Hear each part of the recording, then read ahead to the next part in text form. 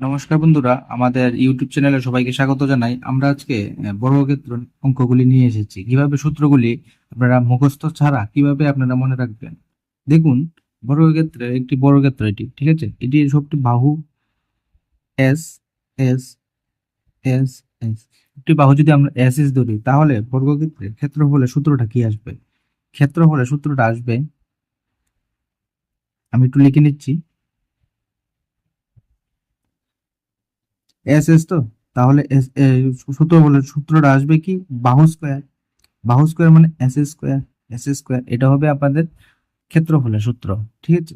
এখন যদি আপনাদের বলি পরিসীমা, পরিসীমায় বর্গক্ষেত্রের ক্ষেত্রে এই এটাই তো পরিসীমা, মানে যতটা পর্যন্ত আপনারা এখান থেকে চলা শুরু করলে এই দিকটা ঘুরে এই দিকটা ঘুরে এতটুকু। ঠিক আছে। তাহলে কয় দিক ঘুরলেন আপনি? এক দিক, দুই দিক, তিন দিক, চার দিক। ঠিক আছে, ঠিক আছে। তাহলে পরিসীমা কি হবে? পরিসীমা হবে তাহলে 4s। ঠিক আছে, এতটুকু পর্যন্ত আপনারা বুঝতে পারলেন? এটার পরিসীমা হলো 4s। ঠিক আছে। এখন যদি আরেকটা সূত্র লাগবে, যেটা আপনাদের কর্ণ। ঠিক আছে। এখন যদি আমরা বলি যে কর্ণটা বর্গক্ষেত্রের ক্ষেত্রে এই আমরা কর্ণটা নিলাম, যদি আমরা কর্ণ বার করতে হয় তাহলে কিভাবে বার করব একটু দেখে নিন। এটাকে যদি আমরা ডি ধরি, ঠিক আছে, ডায়াগোনাল, এটা diagonal square equal to S square plus S square, এটাকে এস ধরেছি আমরা। ঠিক আছে। এখন কি করব? ডায়াগোনালের square equal to S, S মানে 2s স্কোয়ার। ঠিক আছে। এখন কি করবো একটু দেখুন, ডায়াগোনালের স্কোয়ারটা তুলে নিলাম, তাহলে এটা রুটের ভিতরে চলে আসলো এস স্কোয়ার। ঠিক আছে। এখন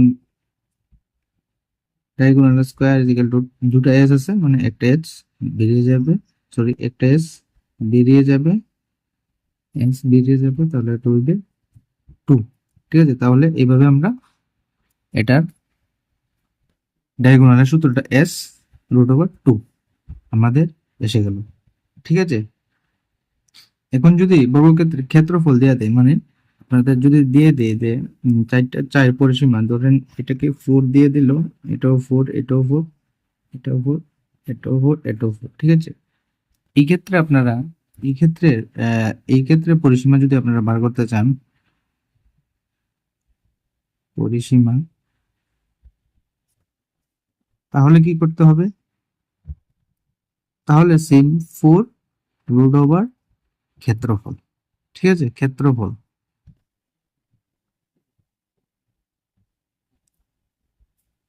ক্ষেত্রফল।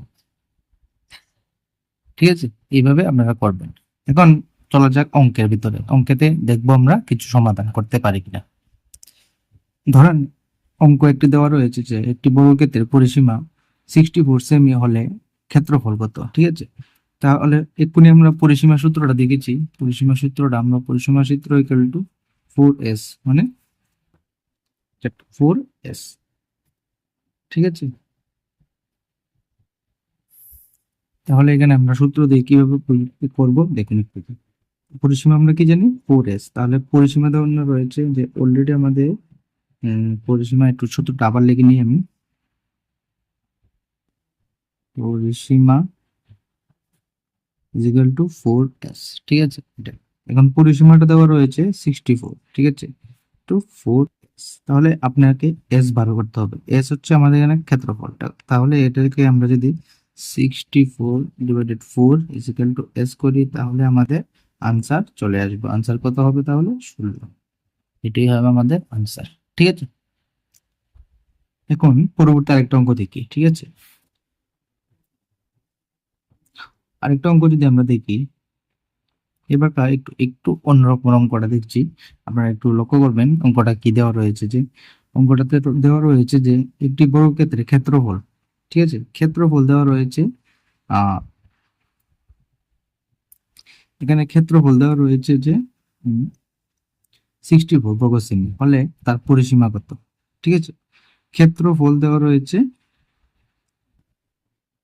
60%। আমরা ক্ষেত্রফলের প্রথমে আমরা লিখবো ক্ষেত্রফলের সূত্র,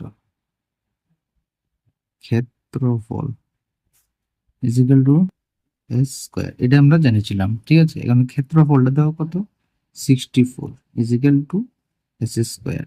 তাহলে এদিকে রুট চলে আসবে, 64 ইজ ইকুয়াল টু এস। তাহলে এখানে আমার কত চলে আসবে, 8 ইকুয়াল টু এস। ঠিক আছে, এটা হবে এস।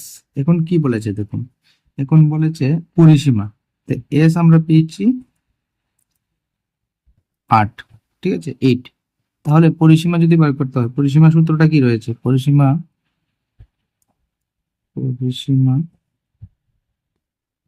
4s, তো 4 ইন্টু এস কত 8। তাহলে আমরা কত চলে আসবে আমাদের 32, এটা হবে আমাদের আনসার। আশা করি আপনাদের বুঝতে কোনো অসুবিধা নেই। আর যদি অসুবিধা হয় তাহলে কমেন্ট করে অবশ্যই আমাদের জানাবেন, আমরা যথাসম্ভব রিপ্লাই দেব এবং অঙ্কগুলি আবার নিয়ে আসবো। আহ সবাইকে অসংখ্য ধন্যবাদ ভিডিওটি দেখার জন্য, এবং আপনারা অবশ্যই চ্যানেলটিকে সাবস্ক্রাইব করবেন, কারণ আপনাদের জন্যই আমাদের এই ভিডিওগুলি করি, এবং আপনারা যদি সাহায্য করেন তাহলে আমাদের ভালো লাগে। সবাইকে অসংখ্য ধন্যবাদ ভিডিওটি দেখার জন্য।